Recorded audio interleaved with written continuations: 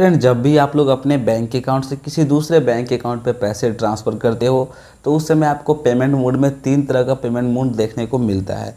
सबसे पहला होता है IMPS, दूसरा होता है NEFT और तीसरा होता है RTGS।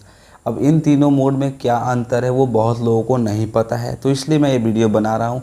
क्योंकि आज की इस वीडियो में मैं आप सभी को बताऊँगा कि IMPS, NEFT, RTGS इन तीनों पेमेंट मोड के अंदर क्या अंतर है। तो चलिए शुरू करते हैं। सबसे पहला आता है IMPS यानी कि इमीडिएट पेमेंट सर्विस। इस मोड से अगर आप पैसा ट्रांसफ़र करते हो तो पैसा जो होता है ट्रांसफ़र करने के साथ साथ दूसरे अकाउंट पे चला जाता है, एकदम इंस्टेंट पैसा ट्रांसफ़र होता है। तो इस मोड में पैसा ट्रांसफ़र करने का एक तो एडवांटेज है कि पैसा तुरंत जाता है, बट एक डिसएडवांटेज भी अगर आप कोई गलत अकाउंट नंबर डालते हो तो ये चेक नहीं करता है कि आपने अकाउंट नंबर सही डाला है या गलत डाला है, ये दूसरे के अकाउंट पे चला जाता है, तो जिससे आपका जो होता है पैसा दूसरे के अकाउंट पे चला जाता है। उसके बाद दूसरा मोड होता है NEFT यानी कि नेशनल इलेक्ट्रॉनिक फंड ट्रांसफ़र।